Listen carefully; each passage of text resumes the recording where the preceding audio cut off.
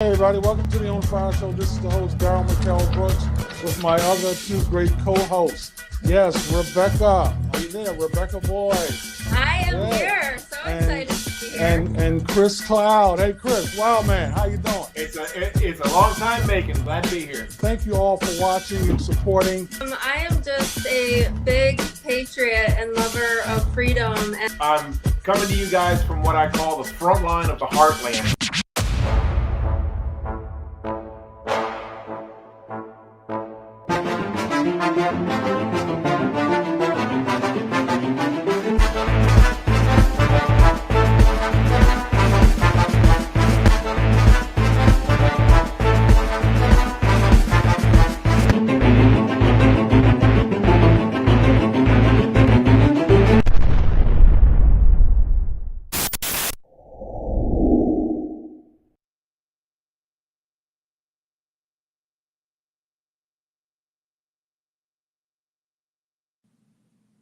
Hey everybody, welcome back. This is the On Fire Show with Daryl McKell Brooks, and I have Rebecca. Rebecca, how you doing?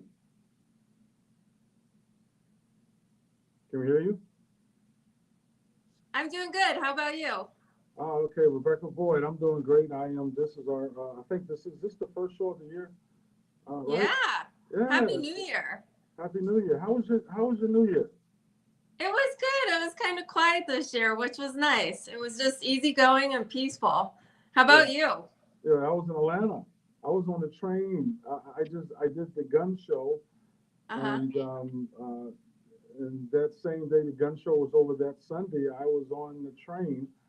I took the train in from Virginia, and I went straight to Atlanta, Manassas. Wow. Manassas. Did you have a good time?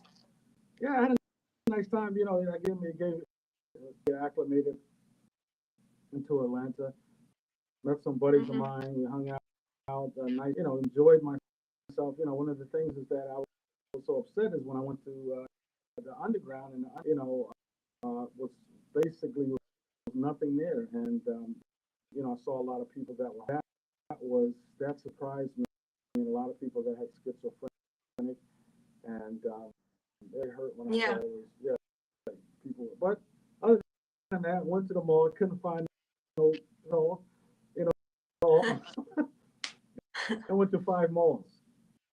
Wow. Yeah, 5 malls. Couldn't find no shoe size, no extra. That's the trouble, being big and tall. Not easy to find your clothes. Yeah, so the guest on, he's waiting to come on. We have 2 guests. Awesome. We have Ron Wilcox, he's the next segment, but we have a good guy. I met him at the gun show, and Mr. Thomas Caldwell, and he is a newspaper reporter. He worked with so many different sources, UPI. He has done numerous as a broadcaster, author, photographer, consultant, narrator, commentator, editor, and producer. Wow, So, quite the resume. I am excited to have him on. I sent you his bio, and I'm waiting for Chris, but I think something happened with difficulties, and but hopefully he'll log back in. But are you there?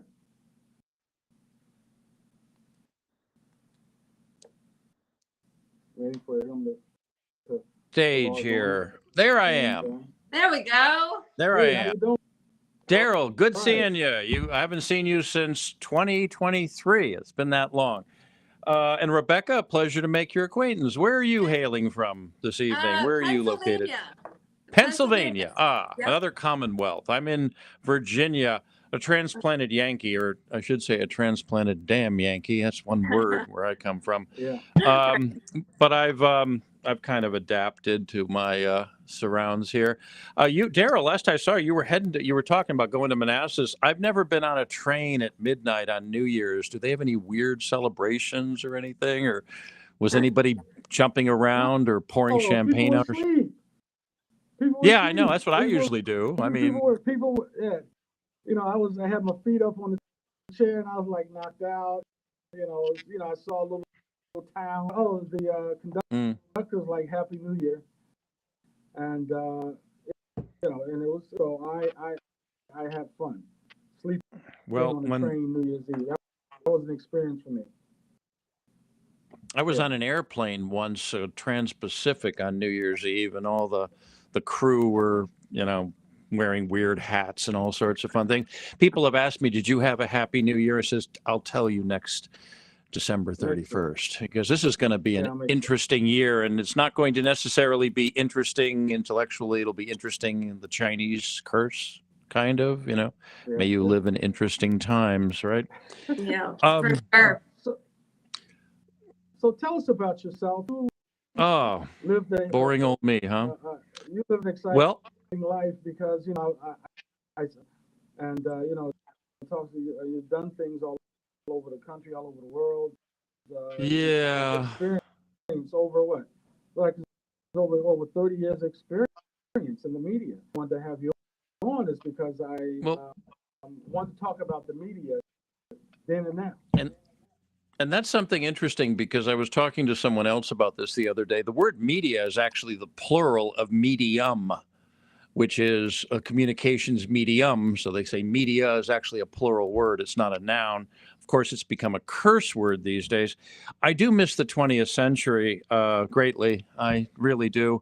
Let me just point something out here. When I was about 19 years old, when I graduated in I'm not a boomer, by the way. I'm a Kennedy baby. I differentiate. If you were born when Kennedy was president, you're a Kennedy baby, because you're not really a boomer. So I make that distinction.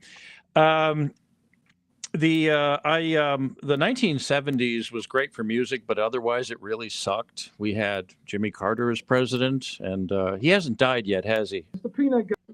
Matter of fact, No, he was worse than that. No. I remember when I was learning to drive, my first job was my mother sending me out to wait in line for gasoline. This is back in ancient times. I remember that. And when I got out of school, I said, "I'm leaving." So I got a passport and left and started traveling the world and decided to stay. And that was a very good time. The 80s were a great time to be traveling around the world. The United States was respected. I got to do political work. I actually have an autographed picture of Ronald Reagan I didn't pay for. Awesome. So, but then I was involved in politics, and I got into media because of a lot of circumstances. I decided to go from the public relations side to the journalism side, which I was better suited for. I worked my way up. I was eventually chief radio correspondent of the Far East for UPI Radio, which no longer exists. And those were exciting times. It was until the later part of the 20th century, you still had journalism in a lot of places, solid quality journalism. Because when I got into the business, I was told, "Mr. Caldwell, you're going to be speaking to 30, 35 million people at a time. You better get it right, because people will be making life decisions based on what you tell them." Huh? You wouldn't get that impression these days, folks, would you? No fake news. No. Nope. I'm sorry? No fake. No fake news. I just have, I have a hard time hearing you. Or I'm sorry about that. You sound a little bit muffled. I guess we're talking about Can you hear me? Yeah, somewhat. I'll tell you a little bit about it. First off, I wanted to cover. It's great to be here, and thank you. You and I, over the years, last couple of years, we've been at the gun show together, and we've gotten to talk about a lot of fun things.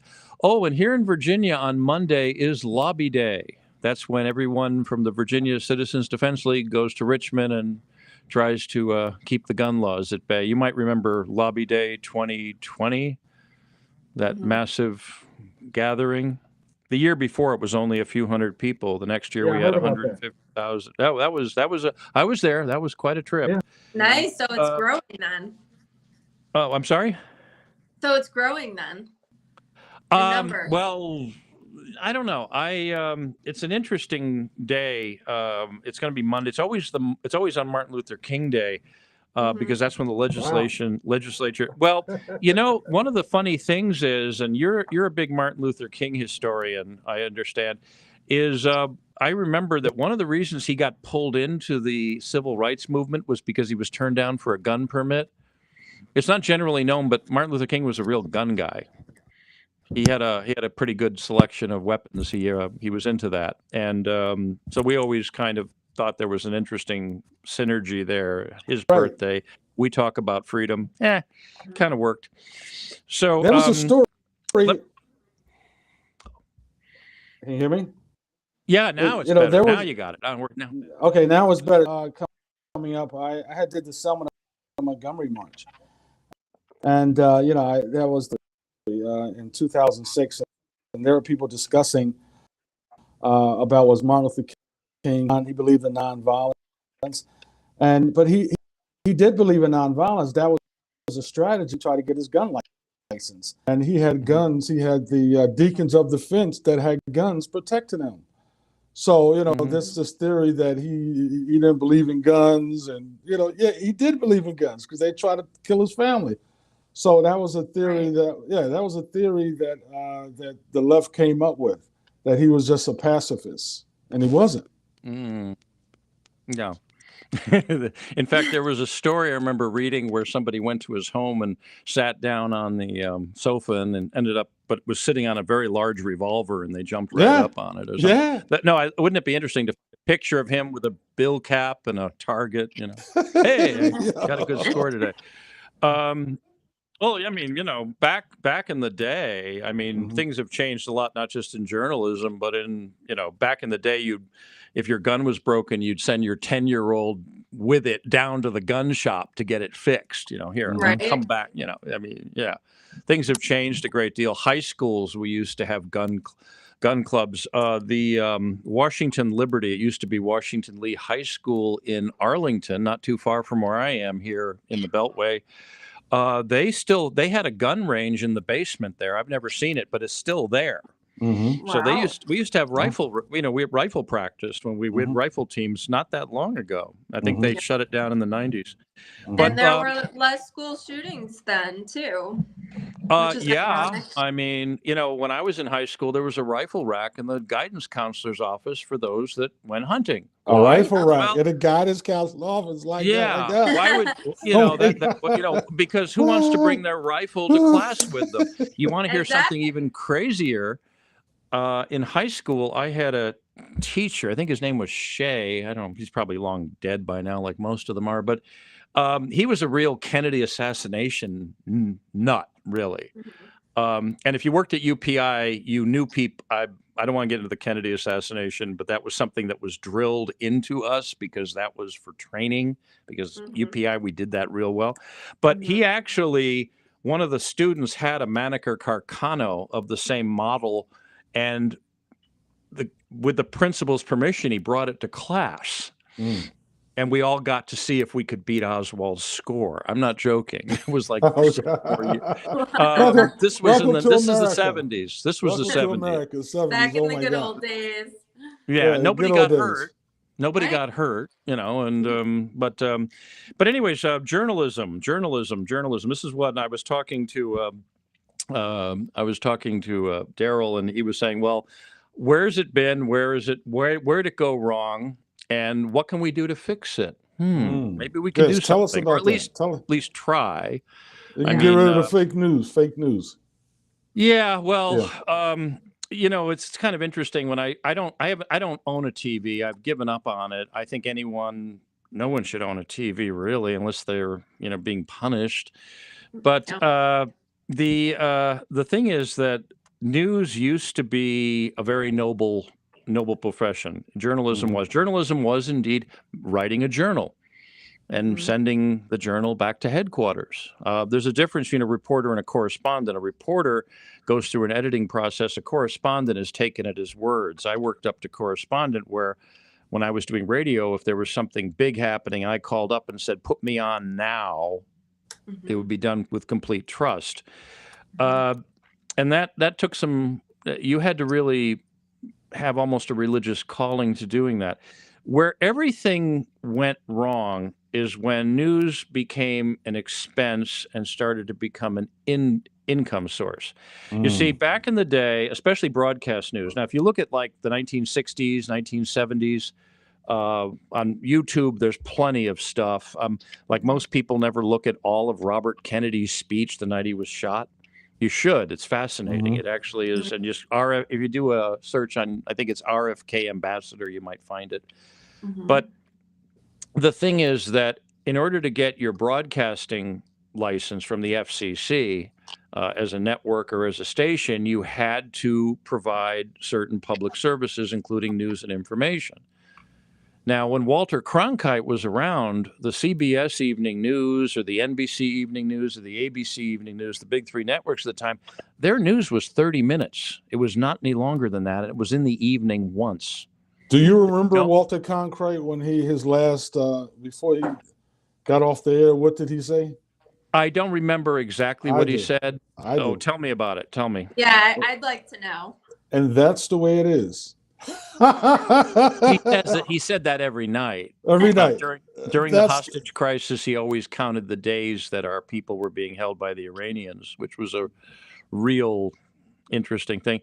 But he was just one of many. There were a lot of good newsmen back then. And I got to work with some of them when they were in their later years. I got to learn from some of them. I got to learn from people that were in Dallas when Kennedy was hit. And it's interesting when you get firsthand information. And I met, some of the astronauts and that were on the moon. Isn't it shocking people don't believe that we went to the moon?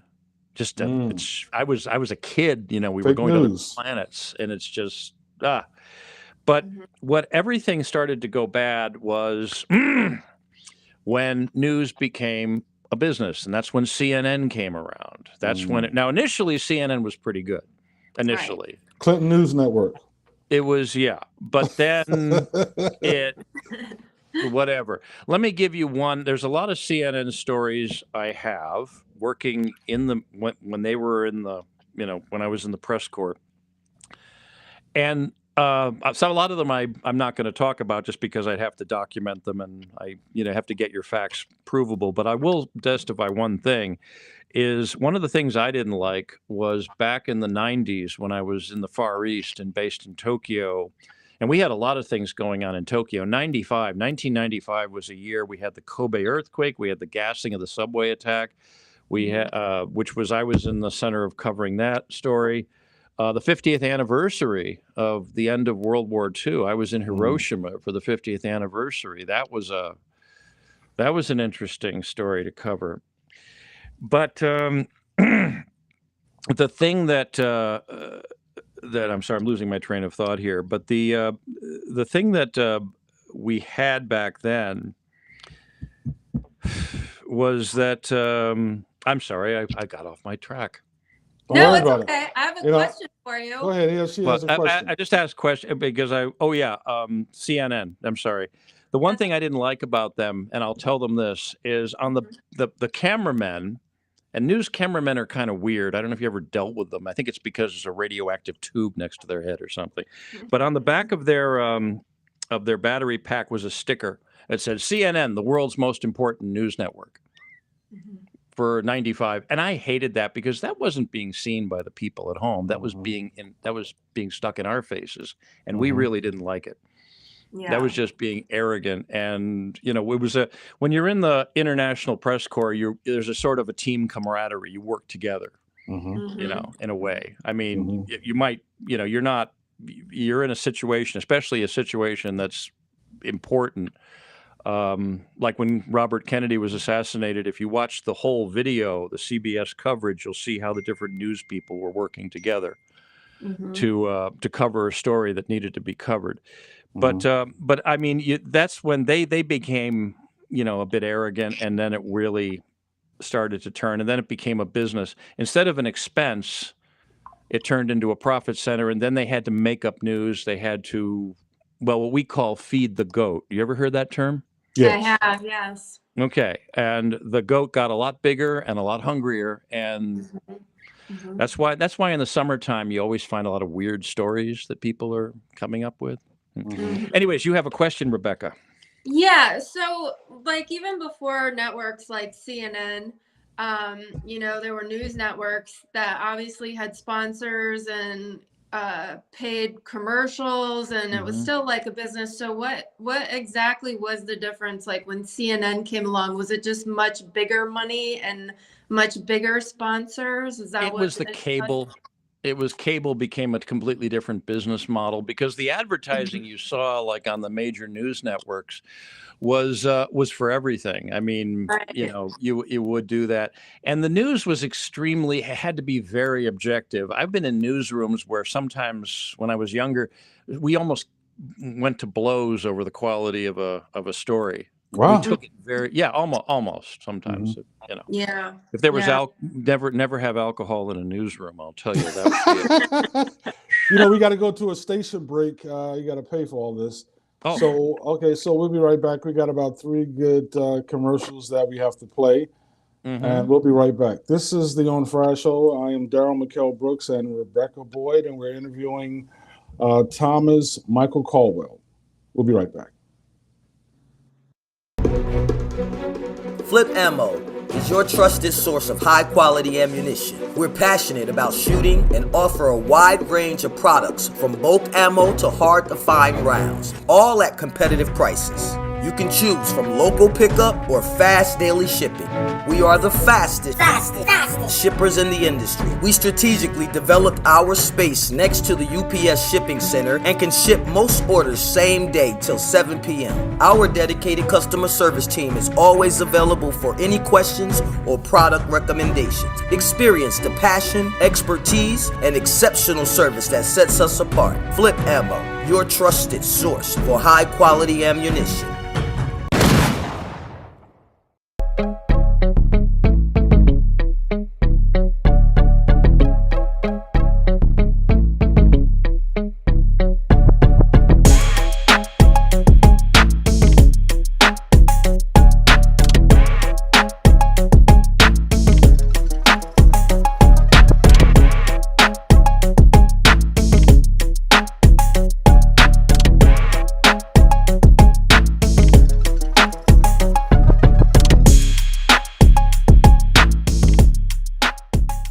Gun Show at Dulles Expo in Chantilly, Virginia this weekend. 1,300 tables, over 2 miles of guns, knives, and accessories. Everything you need for the shooting, sports, and self-defense. Meet Crispy Avila at the EC Defense booth. Concealed handgun classes. The Nation's Gun Show at Dulles Expo. Friday 3 to 8, Saturday 9 to 5, Sunday 10 to 5. Advanced tickets, coupons, and more info at thenationsgunshow.com. That's thenationsgunshow.com. All right, we're back. I love that beat. That's that beat, from Gangster. That's that gangster beat for the Trumpster. The Trump shop? Catchy. Yeah, the Trump shop. Yeah. So the Nation's Gun Show is coming up February 3rd, and in Chantilly. And, I know I'll see you there. And I talked to Annette Elliott. She is planning on coming on the show soon, Rebecca. And she said, Daryl, tell Rebecca I will be on. I'll be coming on the show. So Good, that's the exciting part, and we're going to be doing some organizing and doing a few things, and so I am, one of the things about the media, I wanted to ask you, Mr. Caldwell, is, we're talking about fake news, and was there when you in the '60s, and with Martin Luther King and Malcolm X and the movements and what happened to Martin Luther King, with the media attacking him. And we see now with former President Trump, how the media was when they were attacking him. And a lot of the political presidents that were running for office or were in office. Was there any sort of considered fake news? And especially in the 60s and 70s. There had to be an area where, they had people in the media that was not telling the truth at all. Well, yeah. But here's the thing. Mhm. If now I, was a child in the 60s and I Mhm. grew up in the 70s, but I was still pretty young. My earliest, most vivid memory was Robert Kennedy's assassination. That was Mhm. about the age where you really got that. But here's the thing. Back then, people of all backgrounds, of all ethnicities, all Mhm. races, all cultures, all ages were far more educated. They were Mm. far more well-read. Just read what Malcolm X was saying. I mean, really. Or Mhm. the night that Martin Luther King was killed, one of the more interesting speeches that Robert Kennedy made was at that crowd in Indianapolis. Yeah, he was And at that the was airport. completely off the cuff. He Mhm. quoted a Greek philosopher that Yeah. most people never heard of right out of memory. People Right. were better trained back then. You couldn't really pull the wool over their eyes too easily. Mhm. Okay, people have been dumbed down. Yes. Okay, people have been dumbed down so much over the Mhm. last half century plus. Mhm. So it's easier if people aren't very well read or well thought up. Like running across people that think the earth is flat. Yeah. Think about that. Mhm. I've Right. met people, they believe the earth is flat. Mhm. And I mean, I've flown around the world. I've been over the North Pole. I don't think that all the pilots are in on a conspiracy, that we didn't land on the moon or who knows what. Uh, Mhm. and Why this is is that? because, Why is that? okay, good question. Because of the way it was done by the Marxist elements in this country, is Mhm. people were no longer taught to think, they were taught to feel. Now, take Yes. anything in history, say, what do you think about the history of slavery? Okay, that's an intellectual question. Now, history of slavery Mhm. goes back to the beginning. It was a form of, you can it's an intellectual thing, okay? Mhm. It's something you can remove yourself from. But then you say, how do you feel about slavery? And it's a totally different thing you're going to be dealing with. So when Yes. people like Trump, he said, "What do you think about Trump?" And back in the day, well, I think his policies, this, I don't like his style, blah blah. You'd be dealing with facts. You'd be dealing with non-emotion, but Mhm. that's not the way it goes these days, is it? How do you feel about Trump? Mm. Now, And now would you I, say the media plays off of that? 'Cause oh yeah, they're into getting people to feel. yep. When I was in the 5th grade was when I took my first journalism class, and we were never allowed to editorialize, which means Mhm. comment on what you're reporting. Mhm. Mhm. Look at Yeah. any evening news. They're saying, well, this station, we hope this, that. No, you're not supposed to hope anything. You're there to convey the information. The purpose Right. of the Fourth Estate was to inform the American people, John Mhm. Q. Public, okay, and his wife and his kid, of what's going on so that they can contribute they could participate in the system. The Right. government, by the way, we were never a democracy. I don't like to use the word democracy because we're a federated Republic. or we're Republic. public. Yeah, we're I a tell constitutional people republic. that when you pledge allegiance to the flag, it says pledge allegiance to the republic. It doesn't say Yeah. democracy. Where do you get Right. No, we're democracy Two not. different from? No, things. democracy Yeah, is a traditionally not a very good system of government. It's when the yeah. mob rules. Right. And the founding fathers were very smart and very well versed in that. But this is Yeah. what I mean. It's just twisting words. Mhm. Yeah. It's twisting meaning, getting people to feel about something. You don't want to feel. You want to think. We have Yeah. enough Mhm. emotion as it is. Mhm. So that's where it all went. Now, one of the more, I mean, even look at how it went. I don't know how much of a fan of Thomas Sowell you are. Yeah. Oh Oh, I yeah, love Thomas I Sowell. would. Oh yeah. I don't think that guy's written a bad book ever. Mhm. And No. he really knows his stuff. And he Mhm. talked it off. I think one of the best high schools in the United States was Dunbar High. I think Dunbar High School in Washington D.C. It was all African American, and it was all they had kids 8 years old speaking Latin. I mean, Wow. we were a much more Wow. educated country. So when Yeah. people are educated, when people read books for content, Mhm. not watch cheap video. I mean, not watch short little videos. When people get into reading books.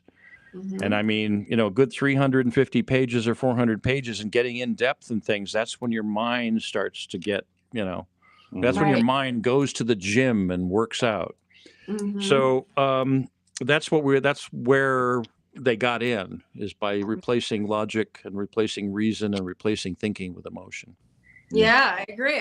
Someone like Thomas Sowell, he wouldn't even be allowed to speak at, someone like him, they're banned from schools and banned from public speaking, really in general. No colleges allow anyone with his way of thinking and to speak anymore, because people get offended, and there again, it's all about feelings. And you know what? People were never afraid of that before. You remember the American Nazi, what was his name? Rockwell, I think it was. Remember about him? They were inviting this guy. That guy spoke at universities as well. Yeah. And they didn't, and of course, most people wouldn't be agreeing with him. Right. But I mean, if here's a guy who was a full-blown Nazi, Right. and he was going to universities where people would listen to him, of course, and not agree with anything and condemn him and all this other. But nobody was afraid of ideas that were bad. Okay. They weren't afraid of these people. Nowadays, if somebody, how many people have become Nazis these days, huh? I mean, it's ridiculous. I don't even use that word anymore. It's just been used too much. It's but what I want to just cover, because I want to make sure that we cover this, of how we get out of, first off, where we are now. If you want good information, you're going to have to go to what we call the alternative media. And Substack. A lot of it is, yes, sir? Substack. Sorry. Well, the thing is that you do have people on YouTube that do, they call them YouTubers, but there is no central quality source of information anymore like there used to be. If you were going to be putting together a news report that was 30 minutes long, if you had skill sets, you could pretty much explain everything going on. As a radio journalist, I learned you can explain any story in a minute or less if you know how to write it up. Enough for the average person to understand. But these days, what we have to do is sift through information and become our own journalists, which I don't think is the best idea, because a lot of people aren't trained in it. But there are some people that are pretty good. One of my favorite stations on YouTube is Redacted. Have you ever seen them? Yes. Yeah, they're very good. And there's some others that there's good commentary. And they're, and some come or go. I have my own Substack channel, which I will plug. Plug it in. Okay, it's I'll let people know it's called the Aurelian Column. It's named after Marcus Aurelius, if you know who he was. Marcus Aurelius. Yeah, Nice. I'm an old buddy of the emperor. Stoicism helps in this day and age. It's called AurelianColumn.substack.com. Aurelian Column, AURELIAN Column, COLUMN.substack.com. I do audio, I do poetry, I do writing and photography. I do a lot. I have a website, MICCAMPEN.com, stands for microphone, camera, pen. Okay. One thing I want to touch on. First off, Rebecca, you said you had another question or so, or any other thoughts? Well, it was just kind of pertaining to people in our society. So now if we're relying more on feelings and people are more prone to watch the news, to be entertained and to have their feelings justified, how do we even fix that in the media? Because it's more of like a societal and a cultural problem. It's not going to be fixed by the media, but we can hit back in a way. Now, we had a break just now for the advertisements, right? And you talked about advertising is how we paid for things in the old days. That's still a major source of news. Now, one of the things that people do not do anymore is write paper letters. Even though every word processing software package you get has templates for writing letters. Let me tell you what really works. Now, is if you send paper letters to either members of Congress or especially to news organizations, that's when you can really start to make trouble in a good way.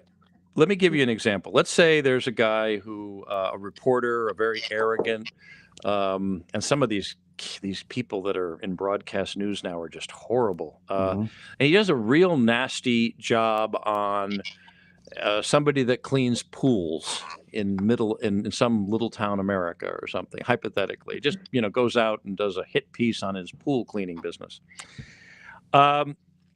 Calling up isn't going to be listened to. Sending email. How many of us don't have a few thousand email messages in our inbox that we're never going to read? Imagine Yeah. some big organization. I mean, mine is probably up to the 6 digits by now, Yeah. And considering the average human lives about 23,000 days, I don't think I'm going to get to all of them. They're gonna remain unanswered for eternity. Mhm. But what you do is, let's say you see this hit piece on the pool cleaning guy. Mhm. You call up the station or go to their website and you get their address. And you would send a very well-written letter, 3 paragraphs long. I call it hook, line, and sinker, expressing your displeasure at this story. Now, a bit of disclaimer. Do not ever write anything that could be viewed as threatening or arrogant or just saying, you piece of blah, blah, blah. No. Be very, very thoughtful, Right. intelligent, and put it in a letter that's properly written. It looks good. Again, there's plenty of templates out there for those people that have never gotten into paper letters. Learn how to fold it properly. You send this to the editor complaining about Mr. John Smith, the reporter, who I think did such a terrible job and did disservice to your blah, blah, blah, blah, blah. You do that, send it. That's going to go to the mailroom. Someone's going to have to open that letter, read it. They're going to go give it to the editor. It's going to take up some of their time. And then the editor is going to say, oh, wow, one person wrote a letter. There were probably a couple of thousand people that wanted to but didn't. Now, it gets better. And then he's going to call John Smith in his office. What's the story here? We don't need trouble. Okay. Imagine if he got 20 letters. Yeah. Now, it gets better. Now, again, don't do anything threatening or intimidating or saying, if you don't do this, I'm going to do this. No. Notice who is doing the advertising on that station. Okay? And usually they're going to be big companies. They might be local companies. Yeah. You basically write a letter to these people saying, I'd like to call your attention to a news story or a documentary or a report or a show where your company advertised its products and I found very disappointing.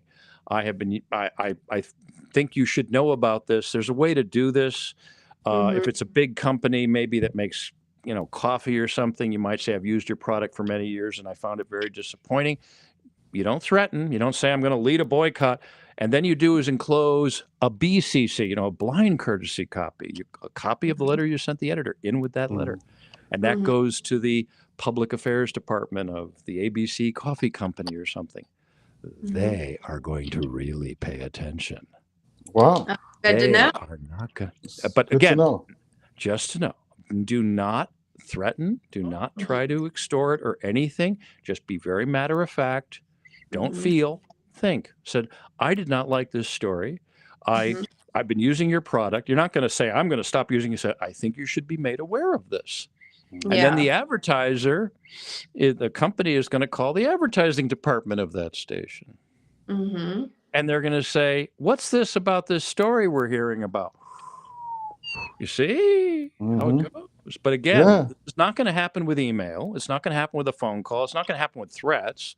And by the way, if you ever contact the White House switchboard or something, don't.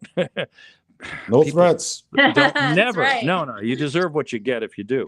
Yeah. Because that's not going to. But imagine, and if like 50 people did this to this one, or if it's a national story, what if it's a national hit piece on Trump or something? Right. You check to see who's doing the ad. That's their revenue. Now you're not. You're not. You're just making. You're reporting your dissatisfaction to the advertiser and to the people that produce this. You're doing so matter of factly. You're doing so respectfully. Right. That will have an effect if enough of us do that. Now, Oh, definitely. okay. Yeah. But again, it has to be paper. And if you write it in crayon, you're not going to get anywhere. You got to learn how to produce nice letters. Right. Because when they, yes, sir. Oh, okay. I just got to say we have Ron Wilcox on and coming up next. And so I'll let you finish up. Okay. So the other thing too, and I want to bring attention to like the Gonzalo Lira story. The thing about the U.S. Senate, if you're going to be dealing with anything that really matters in Congress, you don't want to necessarily deal with the House of Representatives. You want to deal with your senators. And if you put a nice, well-written letter together to say Gonzalo Lira, who I'm sure you've heard about, saying, I'd like to see your office investigate this, the Senate has an awful lot of control over the different branches of the government. And that's it. But again, you do not threaten, you do not just get emotional. They want cold, calculated words of, I don't like this, I'm letting it known. And I've bothered to send a letter to you guys. all right. Good And to with that is, we're running out of time. And with that, I just want to thank you for coming on. And we could definitely want to have you on. And listen, you've been a great inspiration, Mr. Thomas Caldwell, and we'll be right back with Ron Wilcox. We're going to go to a commercial break, and I'll give you a call back.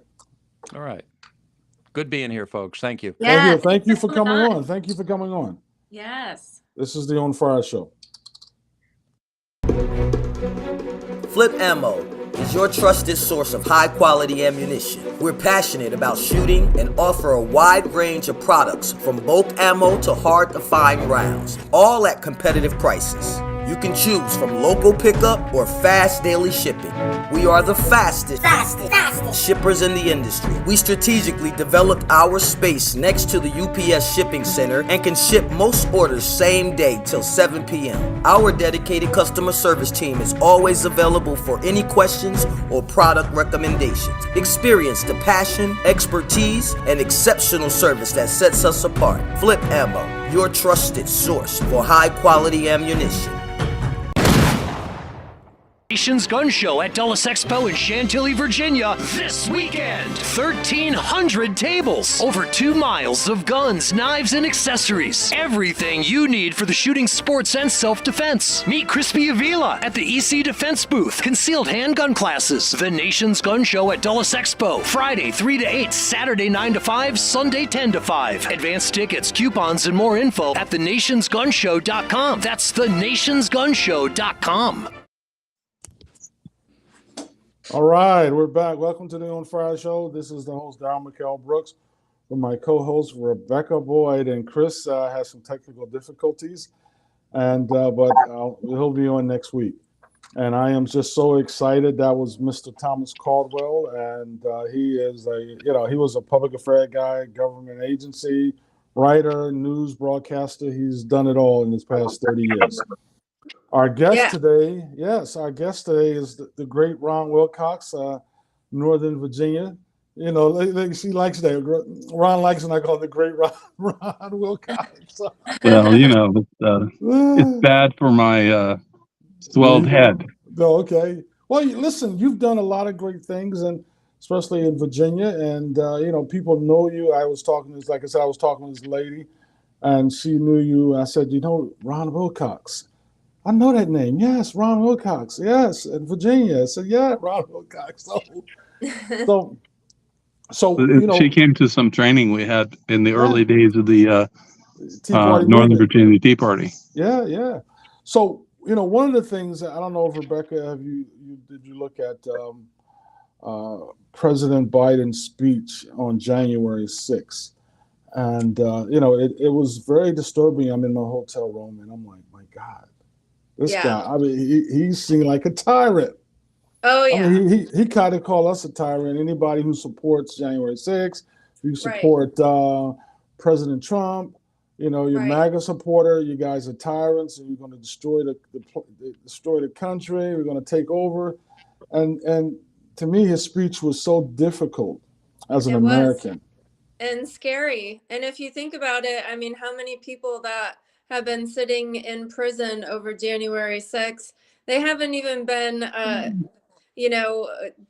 they haven't been convicted of insurrection. Yeah. They're just sitting in jail. And that's the narrative that even our president keeps bringing up. Yep. Trespassing. Yep. So Ron, Yes, what's sir. what's the difficulty I see in America is that people are not having real conversations with each other. And when it comes to politics, there's the anger, there's the hatred, and there's you seem like the anger coming, when you see President Biden's speech on January 6th, when you look at the politicians, especially Democratic politicians that are spewing out anger and that Trump is Hitler, the media, and Trump is going to destroy the country, and MAGA supporters are, we're insurrectionists, we're terrorists. I think. What is your view on all this? Well, I think that anger is a central component of brainwashing. Mm-hmm. One of the ways you control how people act is to stoke their anger. Mm-hmm. And, some of the greatest atrocities, all of the greatest atrocities in world history has been because people have generated hate from one group to another. And so this isn't a game. The left practices the pitting one against another in a way that is destructive to the entire fabric of society.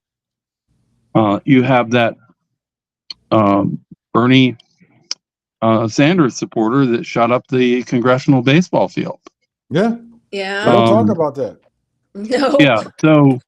So really, if they're trying to make people angry, you can just figure that they're doing something about brainwashing them. Mm-hmm. And I'm not talking about righteous anger based in truth. I'm talking about lies to pit people one against another for not a good reason. So, here's the thing. Conservatives are famous for being a circular firing squad, though, right? And this year is the year we must all band together. Okay? This is the year of the coalition. We have to coalesce, find a way to get along with the faction we're not favorable to some point of view or whatever. It's not going to matter if our vote doesn't matter anymore. Mm-hmm. If the results aren't going to come out, if our true results won't be recorded, Mm-hmm. So we really have to pick up the pace this year. And instead of cashing in and tuning out, our people have to engage at the local level. You can't really organize nationally. Organizations that organize nationally organize state by state. Mm-hmm. They have state coordinators. That's the first thing they do when a grassroots organization wants to have an impact in a state or nationwide.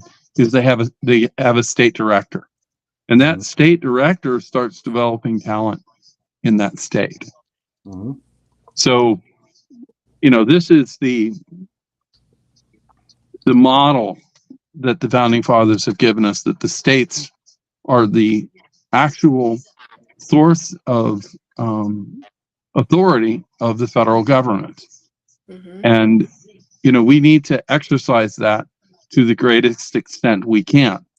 A negative example of that is when the Democrats are going around trying to take Trump off the ballot just because they want him off the ballot. Right. Which is a large percentage of Democrats. Mm-hmm. Like, okay, now I know they don't believe in democracy, much less the republic, because they want to take their political opponents, not only take them off the ballot, but lock them up in jail. Mm-hmm. And our president, the president of the United States, the chief opposition figurehead in the United States, was jailed for exercising what was central in the duties of the President of the United States. He takes an oath of office to see that the laws of the United States are faithfully executed, including election laws.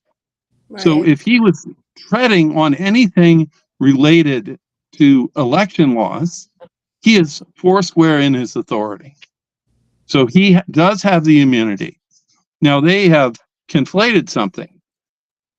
Jack Smith is saying while President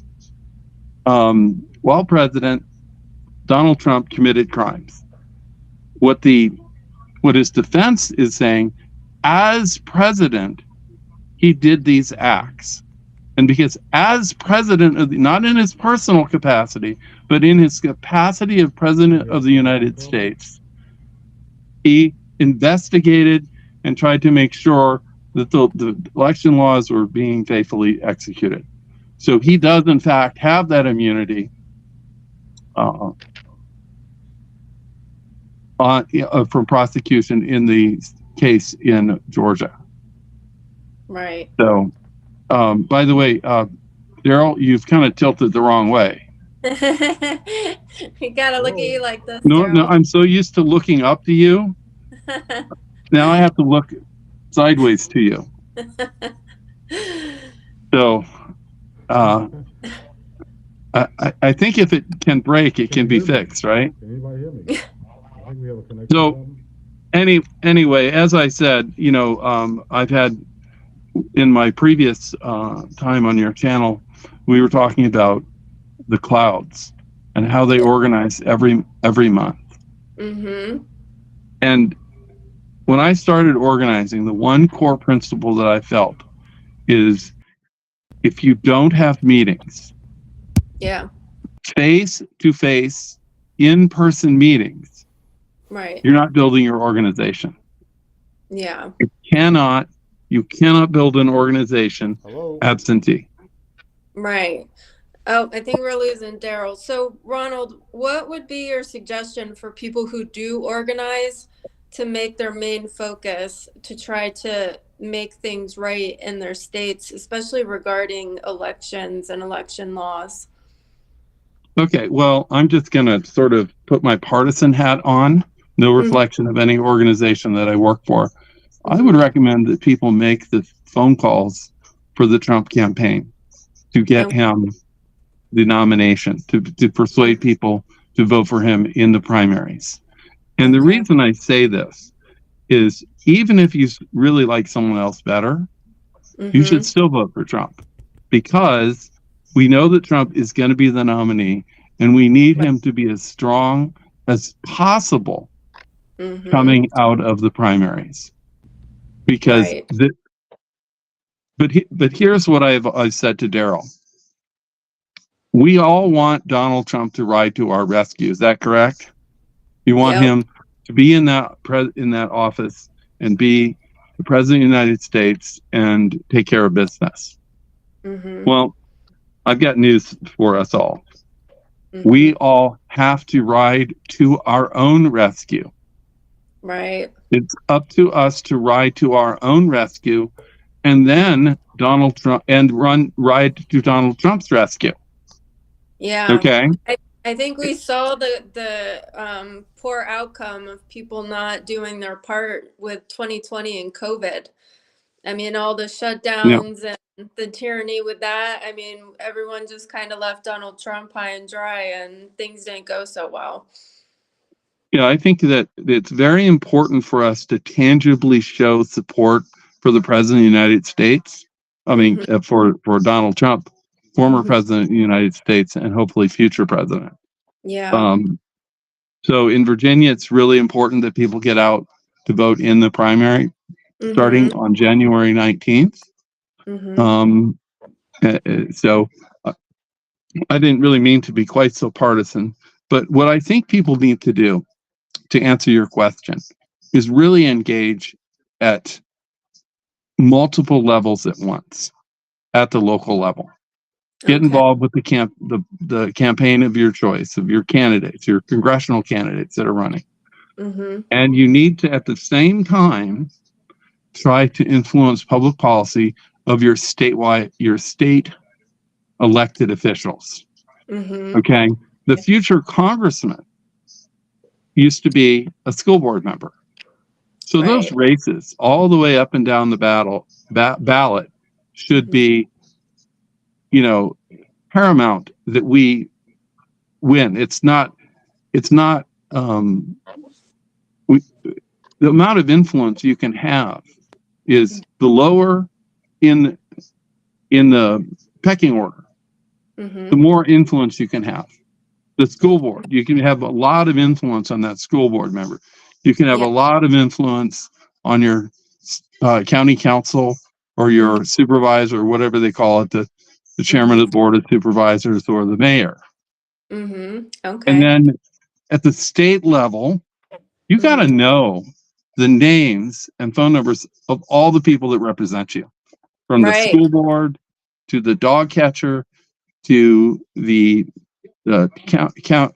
city council to the mayor to the House of Representatives in the state house and the state senate in your state, depending on your state. And so it's really, really important to engage with those officials and let them know where you stand. Yeah. Don't let them think you're some rhino. Yeah. And It's been I will really tell you scary to me that the number of people that I've spoken to have no idea who their representatives are or their senator. Like, they just pay no attention to local politics or even their school board for that matter, which is a shame. To me, you should have a sheet of paper and a notebook and build that notebook so that you have the phone number and email address, personal email address, and the phone number and email address of their chief of staff of every elected official up and down the line that represents you. And you have this little book, and when you have a concern about the schools, you call the school, you can send an email off to the school board member. Yeah. Why aren't people contacting their representatives? They don't know who they are. They don't know who they are. Sadly true. Yeah. So, I mean, I'll tell you, that is a great deal of work. And if you just do that, that will lead you in a path where you're actually being effective in moving public policy when it comes up, because you'll be ready. Yeah. Yeah. You won't go, what do I do? Well, I've got this list of people I can call and email. Right. That was my lesson during COVID with all the shutdowns. I was searching out, who do I contact, because this is really messed up. So. Yeah, and I would recommend that people get engaged with one of the public policy organizations that do grassroots. Heritage Action, for one. Freedom Works has a team. And there's a number of other organizations that do citizen action, local, that actually will help you do your lobbying. Americans for Prosperity for us years ago said that anytime we wanted to go down to the General Assembly during the session in Virginia, they would pick us up in a van. They would feed us breakfast at McDonald's. They would take us to the General Assembly and walk around with us and help us lobby our legislators. As long as it was one of their issues that they were concerned about, there wasn't any requirement. Then they pay for your lunch, and then they take you home. Okay, so leverage. Now, organizations are a little bit tight right now because people have been so hurt that they're not donating to national organizations as much. But still, if you leverage those national organizations, again, Freedom Works is among the best, and Heritage Action are two terrific organizations that foster the grassroots and foster your ability to communicate with your legislators at an effective level. Okay. And with that, Ron, I just want to say thank you for coming on. Time is up soon, so we just want to listen. You'll be back on. You're welcome to come on the show. Well, thank you for having me. Yeah, yeah. thank you. Thank you. You're a wealth of knowledge. Thank you. Be safe. For sure. All right. We got to go into a station break right quick. We're going to go into our commercials. And after that, we can say goodbye. We'll be right back. This is On Fire Show with Darrell Brooks and Rebecca Boyd.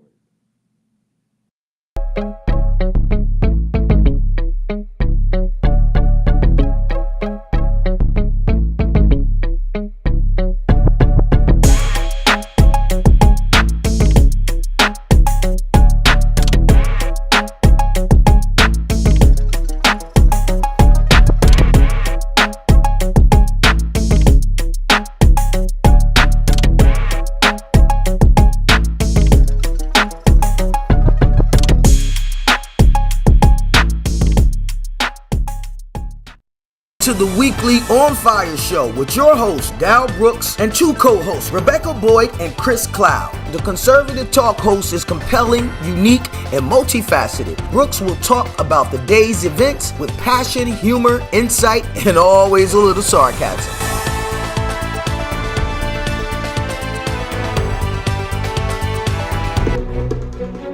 Flip Ammo is your trusted source of high-quality ammunition. We're passionate about shooting and offer a wide range of products from bulk ammo to hard-to-find rounds, all at competitive prices. You can choose from local pickup or fast daily shipping.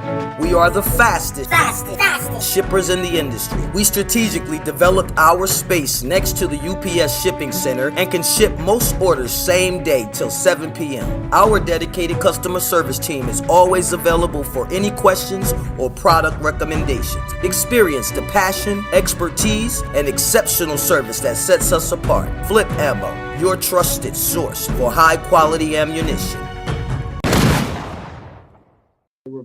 All right, we're back. Rebecca, we had a great show today.